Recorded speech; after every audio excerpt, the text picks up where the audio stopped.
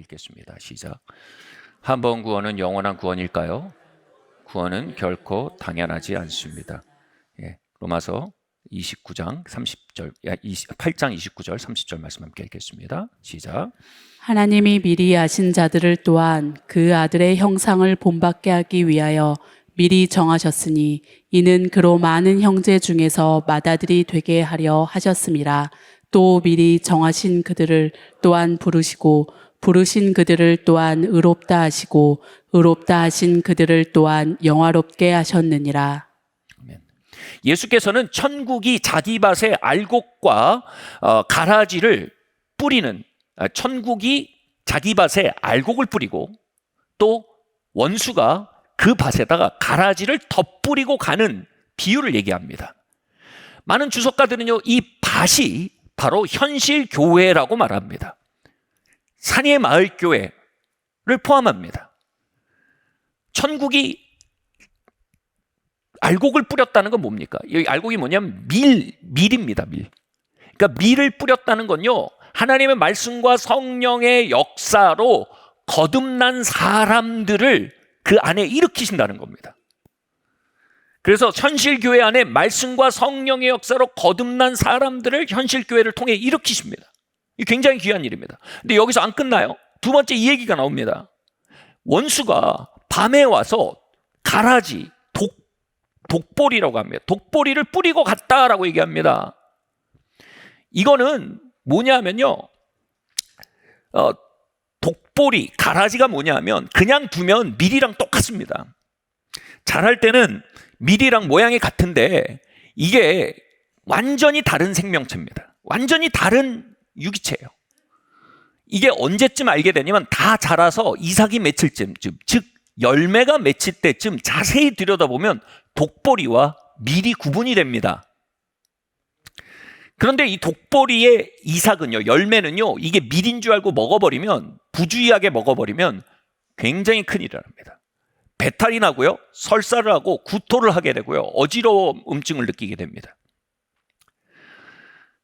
이게 현실 교회라는 겁니다. 이 독보리는 뭐냐 하면 우리 개혁주의 신앙의 선배들은 또 그들의 해석은 정말로 합당한데요. 이건 독보리는 뭐냐면 거듭나지 않은 종교인들을 말합니다. 말씀과 성령으로 거듭나서 교회에 있는 게 아니에요.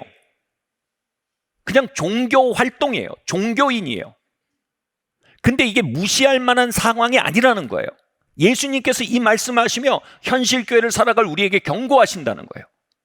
현실교회에는 말씀과 성령으로 정말 거듭난 사람도 있고 그냥 종교인, 너 종교 뭐야? 기독교. 종교 체크, 기독교. 그냥 종교인도 있을 거란 얘기예요. 그리고 그 종교인은 아직 거듭나지 않았기 때문에 원수의 직접적인 영향력에 놓여 있다는 것입니다. 그래서 뭡니까? 그들로 인해 교회가 고통하고 성도들이 배탈과 구토와 어지럼증을 유발할 수 있는 영적인 진통이 현실교회에 있을 것이다. 이거 예수님이 경고하신 바입니다. 그래서 이것을 우리 청교도 선배들은 거짓 믿음, 거짓 성도라고 표현합니다. 참 믿음과 거짓 믿음이 공존하는 것이 현실 교회입니다. 참 성도와 거짓 성도가 공존하는 것이 현실 교회입니다. 우린 그 사실에 대해서 순진하지 않아야 합니다. 충격받지 않아야 합니다. 그 사실에 대해 깨어나 바르게 준비되어야만 합니다. 마틴 로이드 존스 박사는요, 이에 대해서 이렇게 이야기했습니다. 우리 함께 읽어볼까요? 시작. 우리가 믿는 부모에게서 태어났으며 우리가 어렸을 때에 교회에 적을 올렸으며 기독교회 안에서 양육을 받았으며 입교인이 되었기 때문에 우리는 그리스도인이라는 개념처럼 위험천만한 일은 없습니다. 내가 믿는 사람, 믿는 부모 밑에 태어났어요. 그래서 어려서부터 교회에 적이 올라 있어요. 이름이 올라 있어요. 그리고 기독교회 안에서 양육을 받았어요. 입교까지 했어요. 그러니까 당연히 나는 그리스도인이에요. 당연히 나는 거듭났어요. 당연히 나는 구원받았어요 라는 개념처럼 위험천만한 게 없대요. 이거는 상당한 위협이 된다는 것입니다. 아까 말씀드렸듯 우리가 이 독보리와 미를 구별하지 않으려고 한다면 우리는 사람을 점검해 보려고 하지 않을 겁니다. 정말 그 사람이 참으로 거듭났는지 아니면 종교인인지 점검해 보지 않은 채로 덜컥 믿어버릴 수 있습니다. 그래서 그들이 교회 중직을 맡거나 영향력을 얻기 시작한다면요, 그들은 성령과 말씀의 법에 대해서 완전히 불통입니다. 그냥 세상이에요. 그냥 옛사람이에요. 교회의 생리, 그리스도의 몸의 생리와 정면으로 부딪히는 흐름이 나오는 것입니다. 그렇기 때문에 이것은 대단히 위험한 일이라고 마틴 로이드 존스 박사가 얘기하는데, 그거보다 사실 더 중요한 건 뭐냐 하면 우리 스스로를 시험해 볼 수 있는 기회를 잃어버린다는 거예요. 다시 말해, 다른 사람, 이 사람 진짜 거듭났나? 라고 물어보아야만 하는데, 점검해 보아야만 하는데, 그거보다 더 중요한 건 뭐예요? 우리 스스로 나 진짜 거듭났나? 라고 점검할 수 있는 기회를 빼앗긴다는 거예요. 뭐 때문에요? 구원을 당연시하기 때문에요. 내가 어려서부터 교회 다녔는데, 우리 엄마도 크리스찬, 우리 아빠도 크리스찬, 나 입교했고 교회 적에 올라 있고 장로교 통합 측 교단에 내 명부가 올라가 있어요. 그래서 나는 거듭났어? 라고 생각하는 것의 진짜 위험은, 여러분, 청교도들이라고 하면 여러분 너무 국지적으로 생각하지 마세요. 진짜 복음주의자들이에요. 종교개혁의 후손들이에요. 진짜 구원의 길을 그리스도의 몸 가운데 드러낸 자들이에요. 그들은 뭐라고 얘기하냐면 이것을 점검의 교리라고 합니다. 점검의 교리가 엄청 중요합니다. 원래 뭘 점검합니까? 바울은 이렇게 말합니다. 너희가 믿음 안에 있는가 너희 자신을 시험하고 너희 자신을 확증해라, 이렇게 얘기합니다. 그러니까 마틴 로이드 존스 박사가 얘기하는 위험은 뭡니까? 시험도 안 해봐요. 그리고 확증하는 거예요. 우리는 이 스스로를 시험해보고 확증하라는 요청을 받고 있습니다. 그러면 이 기준은 모호해서는 안 됩니다. 성경에서 구원받는 믿음에 대한 그 시금석은요, 모호하지 않습니다. 매우 명료합니다. 오늘 세 가지 시금석을 기준을 여러분에게 말씀드리겠습니다. 그 앞에서 내가 종교인인지 거듭난 새 피조물인지 한번 점검해보는 복된 시간 되시길 바랍니다. 첫 번째로요, 복음적 교리에 대한 수용성입니다. 말씀 한번 읽어보겠습니다. 시작. 그러므로 내가 너희에게 알리로니 하나님의 영으로 말하는 자는 누구든지 예수를 저주할 자라 하지 아니하고 또 성령으로 아니하고는 누구든지 예수를 주시라 할 수 없느니라. 예수님이 주님이시고 하나님의 아들이시고 또 완전한 사람이셨고 완전한 하나님이시며 삼위일체 하나님의 이위 되시는 성자이시라. 이 복음적 교리의 총합을 이 한마디로 요약한 겁니다. 예수는 주시다. 이 복음적 교리에 대해서 수용할 수 있는 건 성령께서 우리 안에 역사하셔야만 가능하다는 겁니다. 다시 말해, 우리 안에 거듭난 영이 있어야 복음적 교리에 대해서 내가 수용성을 가질 수 있다는 겁니다. 오늘 읽은 로마서 8장 본문에서 주님이 미리 정하신 자들을 부르신다라고 합니다. 여기서 말하는 부름은요, 나를 선교사로 부르셨나? 목사로 부르셨나? 이렇게 읽으면 안 됩니다. 여기서 말하는 부름은요, 우리에게 복음의 말씀이 들려지는 순간을 말하는 겁니다. 그 하나님의 복음의 말씀이 우리에게 들려지는 순간이 뭐라고요? 하나님이 영혼을 부르는 순간이라는 거예요. 이해하셨죠? 즉, 말씀을 읽게 되거나 말씀을 듣게 되는 겁니다. 그런데 이 부름에 대해서 우리 개신교에서, 우리 종교개혁의 선진들, 청교도의 선진들이 두 가지 차원으로 이 부름을 얘기하는데 정말로 정확하고 옳은 분류입니다. 부름이 두 가지 차원으로 오는데 첫 번째 차원은 일반적인 부르심으로 옵니다. 다시 말해 복음적 교리가 들려지고 가르쳐지게 되는 거예요. 이게 다시 말해 지금 이게 정확히 일반적인 부르심이에요. 우리 모두에게 지금 일반적으로요. 여기 있는 모든 사람에게, 온라인에 있는 사람에게까지요. 그죠? 심지어는 이게 녹화돼서 그걸 다시 보게 되시는 분들도 있고요. 그 모든 분들에게 일반적으로 모두에게 하나님은 지금 부르고 계신 거예요.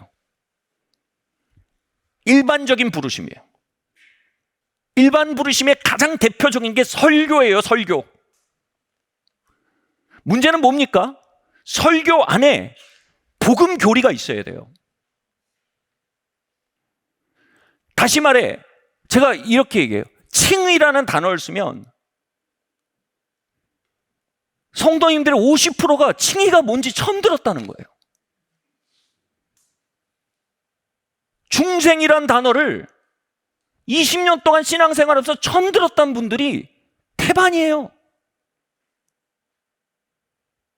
여러분, 칭의와 중생은요, 의롭다 하심과 거듭남이란 단어인데, 칭의와 중생은요, 우리가 구원받게 하는 복음적 교리의 두 기둥이에요.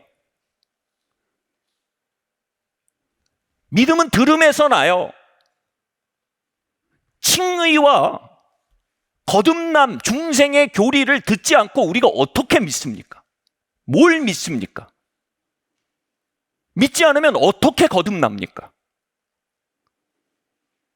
왜 오늘날 설교 가운데 복음의 교리가 자꾸 밀려나갑니까? 우리는 설교에서 이런 얘기를 듣고 싶어요. 재정 운영의 원칙, 건강한 정신건강, 화목한 결혼 생활, 성공적인 자녀 양육. 다시 말해 뭐예요? 행복한 삶의 비밀을 듣고 싶어 합니다. 잘 살고 싶은 겁니다. 인생 특강을 원하는 겁니다. 예, 그런 것에 대해서 말해야 합니다. 그런데 잘 보세요. 성경에서 여러분 그런 것에 대한 이야기는요 20%밖에 안 됩니다. 70%에서 80%는 교리입니다. 예수님이 하나님이시라는 거예요. 하나님이 구원하시기 위해서 먼저 창세전에 그들을 미리 아시고 예정하셨다는 거예요.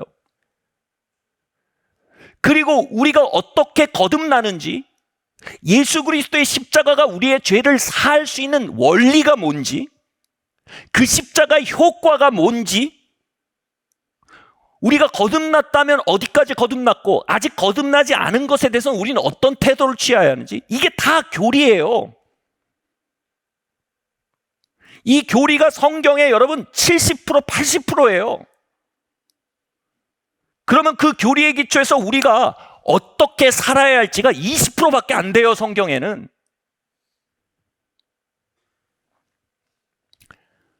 문제는 뭐예요? 오늘날 부르심 가운데 20%가 70%가 되고 70%가 20%가 되는 게 너무나 익숙해져 있다는 겁니다.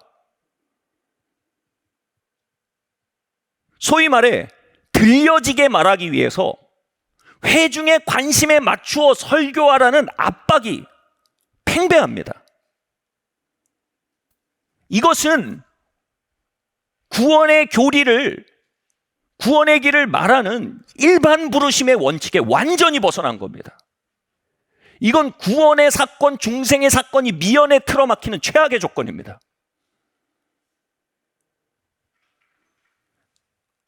우리가 어떻게 잘 사는지에 대해서, 어떻게 행복하게 사는지에 대해서 이야기한다면요, 기본적인 칭의의 교리를 들을 기회가 없어집니다. 모든 사람은요 70%의 부르심이 교리에, 복음적 교리에 노출되는 기회를 가져야 합니다. 다시 말씀드립니다. 왜 그렇습니까? 참된 교리를 듣지 않고는 거듭날 방법이 없습니다.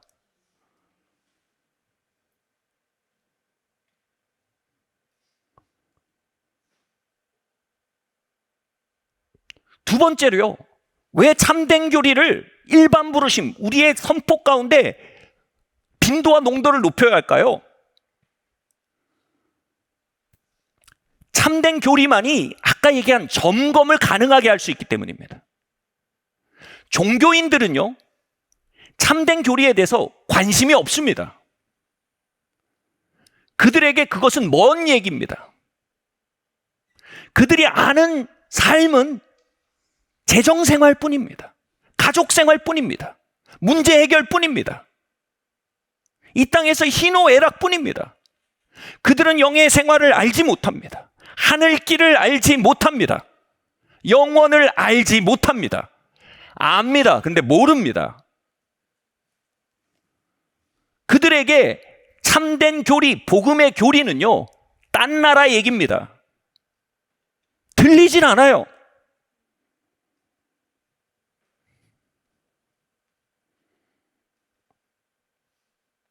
실생활과 너무 멉니다. 그러나 우리가 하늘의 교리를 들을 때 새로운 실생활이 시작됩니다. 뭡니까? 우리 안에 거듭남이 임합니다. 아멘? 그리고 우리가 하나님의 아들, 딸로서 우리의 삶을 향한 하나님의 주권이 다른 차원으로 역사합니다. 섭리가 다른 차원으로 역사하기 시작해요. 내게 다른 생태계가 시작이 돼요. 잘 모르지만 뭔가 다른 일이 벌어져요. 근데 참된 교리가 들려질 때 그걸 명확하게 이해할 수 있는 빛이 임합니다. 아, 지난 일주일 이거였구나. 아, 지금 내가 걷는 길이 이거구나. 하나님 지금 이거 하시는구나. 이태리에 간 사람한테 이태리 여행 책자는요, 한 장 한 장이요, 얼마나 프랙티컬한지 모릅니다. 그러나 종로에 출근해서 그냥 생업에 온 마음을 빼앗긴 사람한테 이태리 여행 책자는요, 뜬구름 잡는 얘기인 겁니다. 거듭난 사람은 하늘에 속한 사람입니다. 하늘 길을 걷습니다. 하늘 왕국의 통치를 받습니다. 그래서 그들에게 하늘의 교리는요,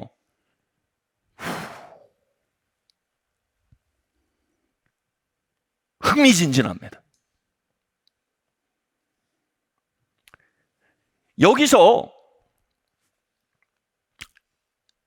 일반적인 부르심이 아닌 효과적인 부르심이라는 차원이 나와요. 효능적인 부르심. 이 무슨 얘기인지 얘기할게요. 일반적으로 하는 선포인데 여기에서 복음 교리를 막 말해요. 알곡은요, 성령님이 그들을 택하셨어요, 창세전에. 그래서 어떻게 하냐면 일반 교리를 들을 때 하나님께서 그들에게 성령이 역사하게 하세요. 효과적으로요.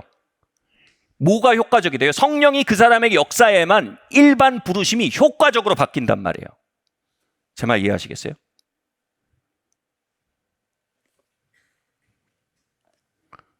그래서요, 그 일반 부르심 안에 있는 자기를 향한 아주 고유한 하나님의 음성이 효과적으로 캐치가 돼요.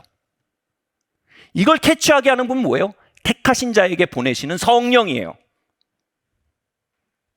이렇게 얘기해 볼게요. 요나가 하나님의 말씀을 받아요. 니느웨로 가서 이 말씀을 전해라. 설교사역 하라는 겁니다. 근데 요나가 니느웨가 너무 싫었어요. 니느웨가 지금 우리나라 이게 한일 관계보다 더 나빴거든요, 그때. 니느웨가 너무 많이 괴롭혔거든요. 너무 많이 죽였거든요, 이스라엘을. 그러니까 가서 말씀 사역에서 혹시라도 그 사람들이 회개하고, 혹시라도 하나님 앞에 구원받고 축복받고 건져지면 너무 그 꼴이 싫은 거예요. 그래서 어떻게 하냐면 그 말씀을 전하는데, 니느웨가 4일 길이었어요. 커가지고. 당시로선 크죠, 걸어서 4일 길이면. 4일 길을 다니면서 설교할 걸 뭐냐면 하루만 설교했어요. 그러니까 대충 한 거예요.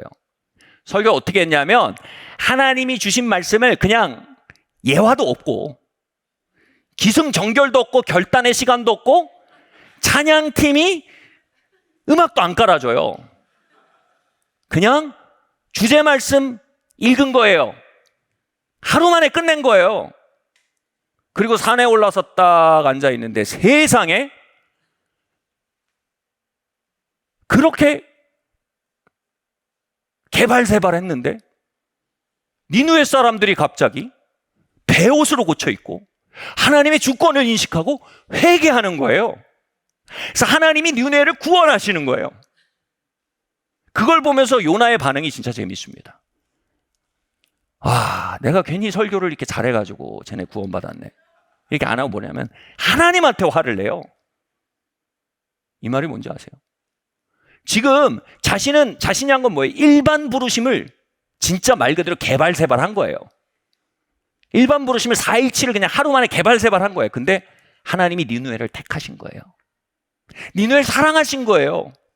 그래서 그 일반 부르심에다가 니느웨를 사랑하셔서 효과적인 부르심 위에 성령님을 니느웨에 보내신 거예요. 그러니까 그 일반 부르심이 니느웨를 회개시켜버린 거예요. 요나는 그게 너무 싫은 거예요. 그래서 자책하잖아요. 내가 왜 이렇게 설교를 잘해가지고. 이게 아니고 뭐예요? 하나님한테 화를 내는 거예요. 다 하나님 때문이라는 거예요. 요나가 신학적으로 소양이 깊었던 거예요.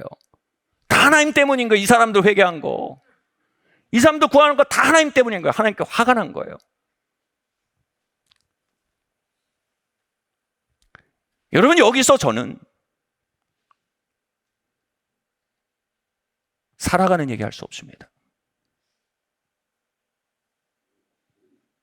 여기서 저는 하늘의 교리를 말해야 합니다.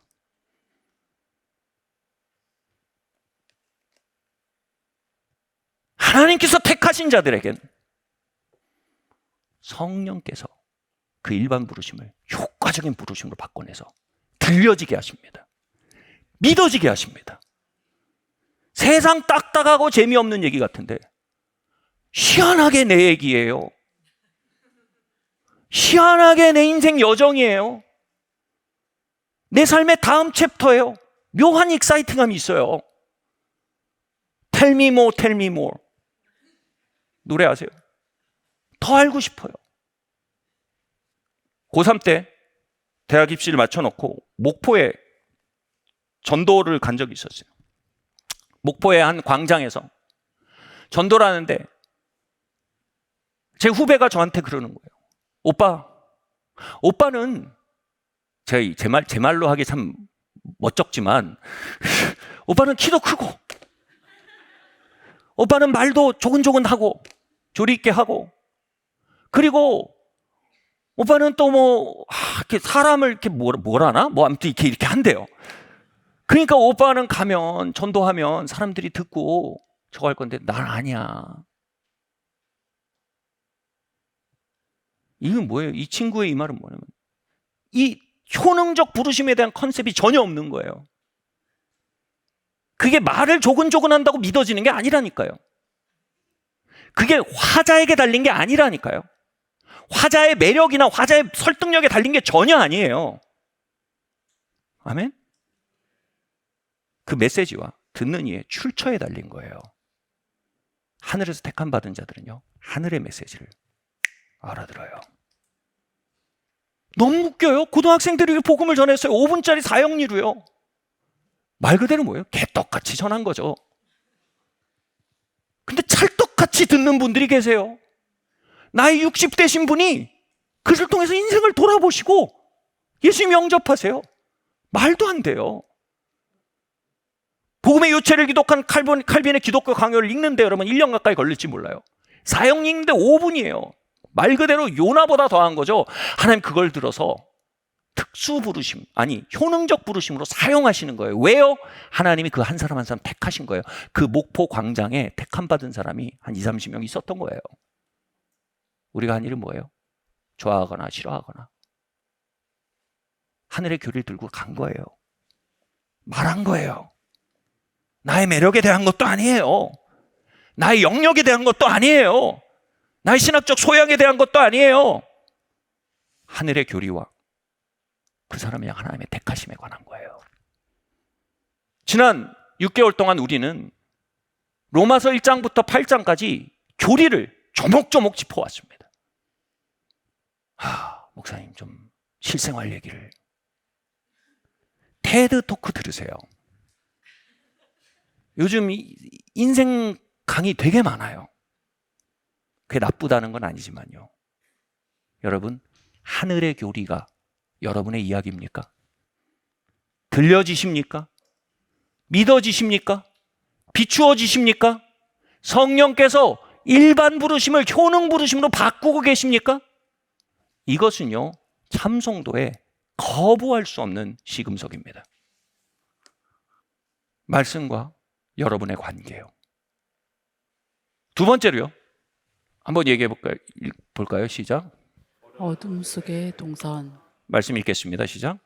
그들이 그들이 우리에게서 우리에게서 나갔으나 우리에게 속하지 아니하였나니 만일 우리에게 속하였더라면 우리와 함께 거하였으려니와 그들이 나간 것은 다 우리에게 속하지 아니함을 나타내려 함이니라. 여러분, 인도는요, 신들의 나라라고 합니다. 신이 3억 개인가 4억 개가 있어요.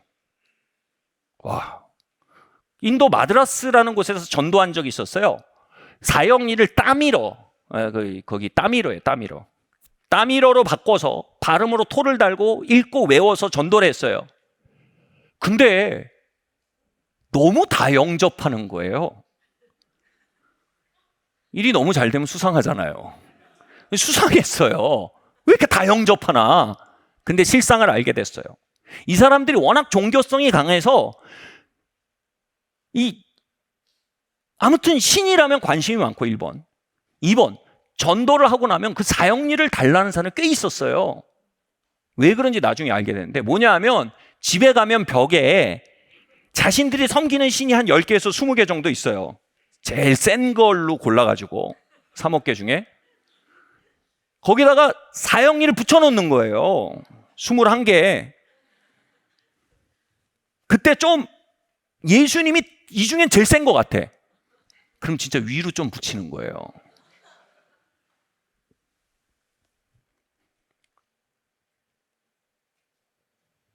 그 말은 뭡니까?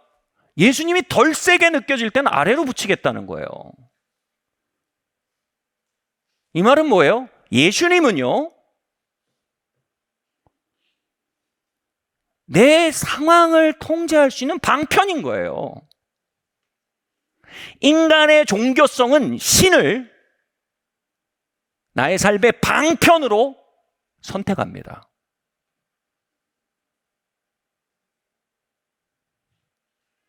다시 말해, 예수 그리스도가 일반 부르심으로만 들려지고 있으면요, 그분의 하나님 되심과 그분의 창조주 되심과 그분의 구원자 되심과 그분의 왕 중의 왕 되심과 역사의 주관자 되심에 대한 직관이 없어요. 내 삶을 통제할 수 있는 방편으로서 간주되는 거예요.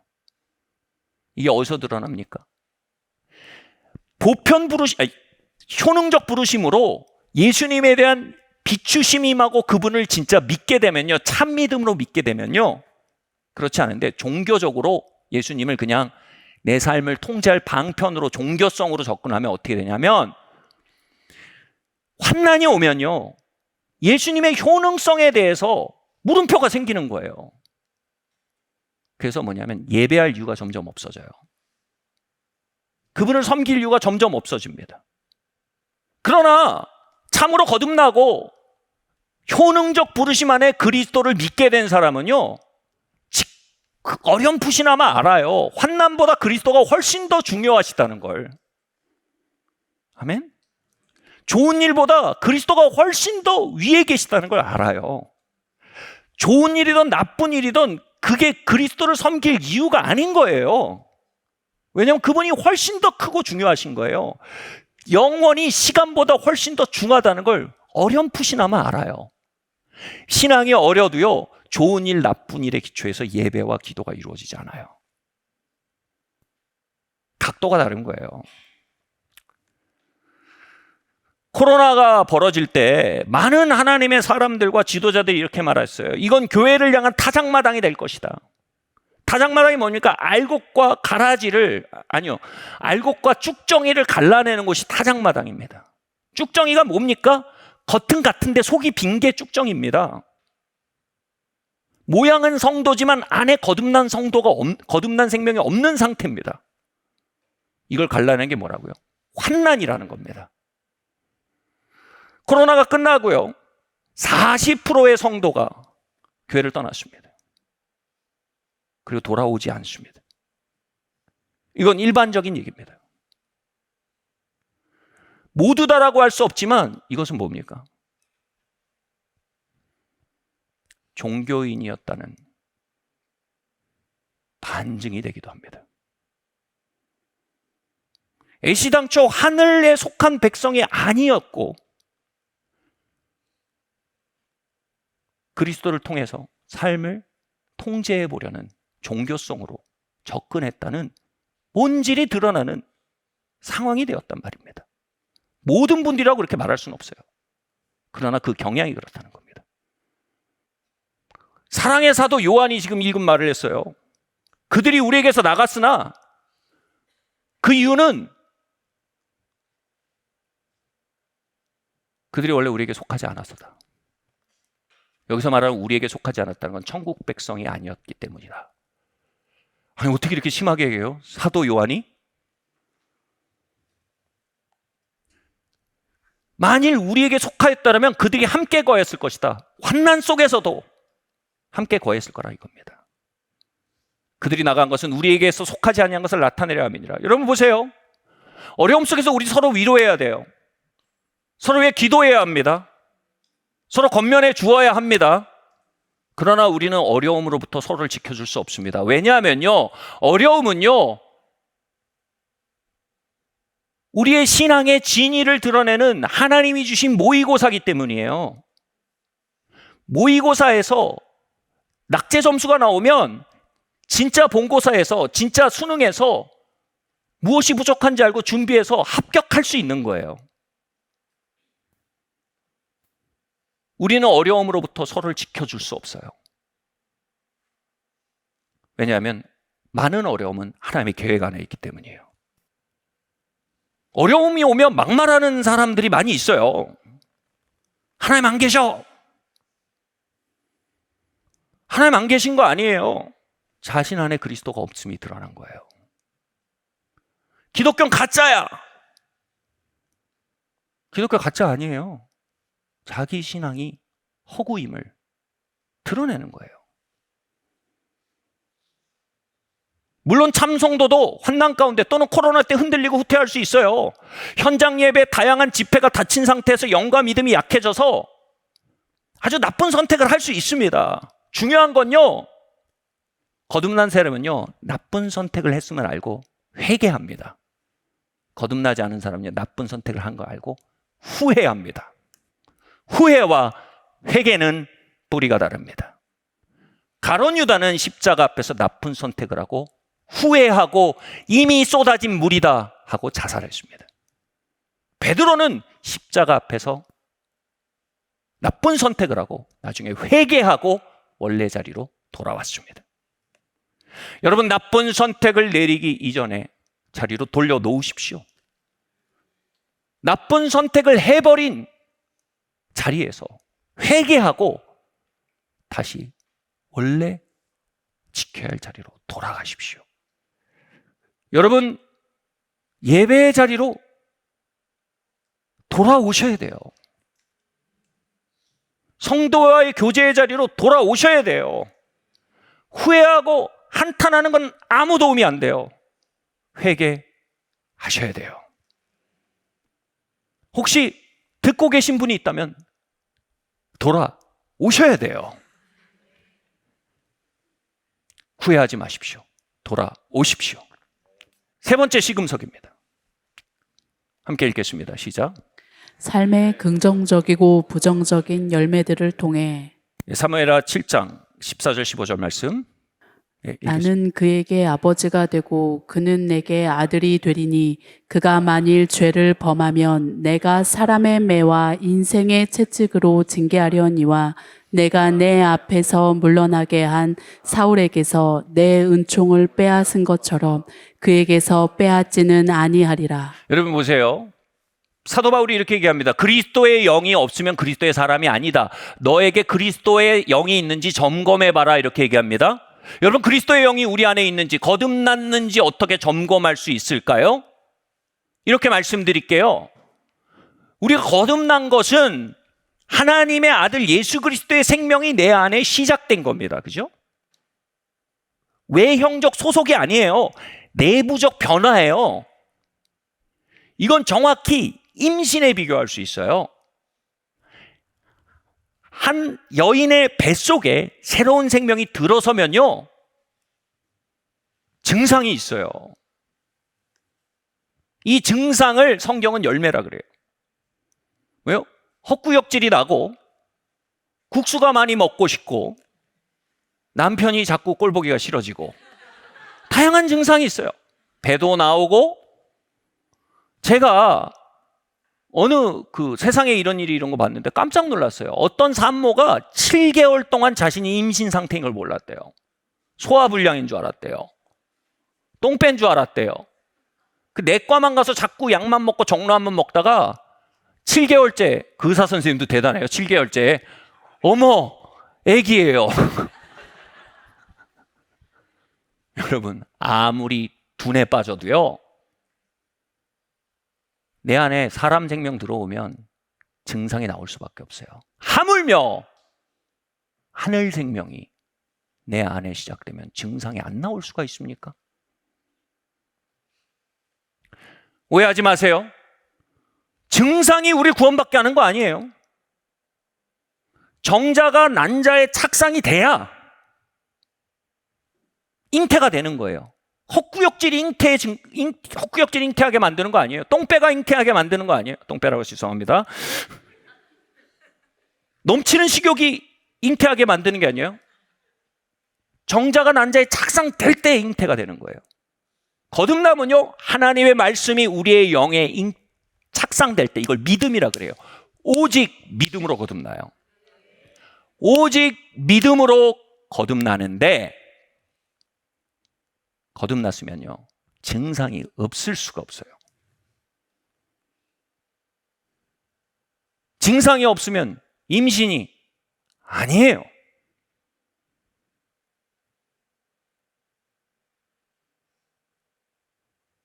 그래서 예수께서 열매로 알지니라 말씀하신 거예요. 열매로 구원받는 거 아니에요. 믿음으로 구원받아요. 구원받았으면 시간 문제예요. 증상이 나타나요.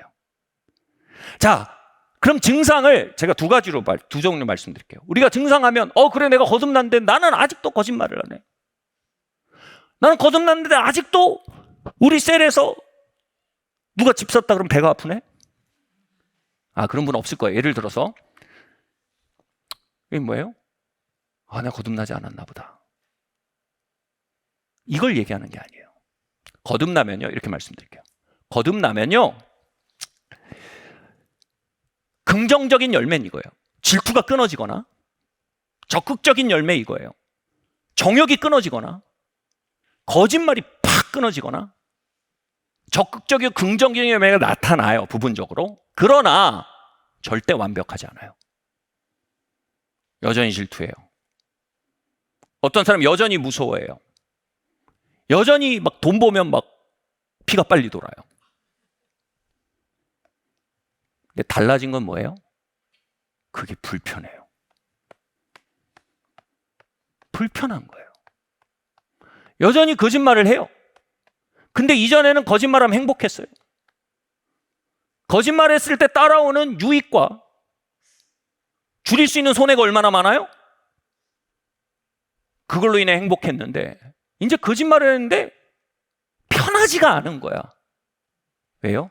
내 영이 달라져서 그래요. 두 번째로 성령께서 책망하시는 거예요. 그러니까 여기서 이제 막 정욕을 따라 사는 게 편하지가 않아요.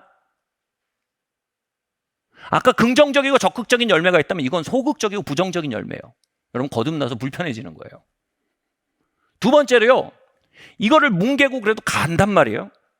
사무엘하 7장 말씀에서 뭐라 하냐면 주님께서 너의 자녀들에게 은총을 거두지 아니함으로 버리지 않고 뭐라고 하냐면 사람매와 인생 채찍으로 가르칠 것이다 이렇게 말씀하세요.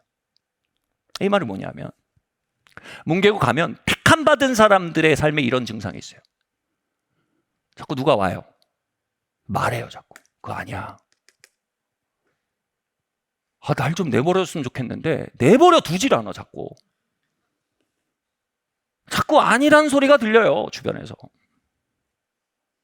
이거 열매예요. 왜요? 하나님 거듭난 사람들 포기 안 하세요. 그게 뭐라고요? 은총의 증거래요. 날 괴롭히는 게 아니고 은총의 증거래요. 북이스라엘 왕들은 내버려 두겠다는 거예요, 하나님이. 근데 남유다 왕들은 내 새끼니까, 내가 아버지니까 가르치겠다는 거예요. 하나님 앞에 정직한 심령을 회복시켜달라고 기도하시기 바랍니다. 그리고 말씀 앞에 나의 심령을 세우는 겸손과 정직이 깨어나도록 구하신다면 남겨진 시간 동안 지혜로운 5처녀의 무리로 옮겨질 것을 저는 확신합니다.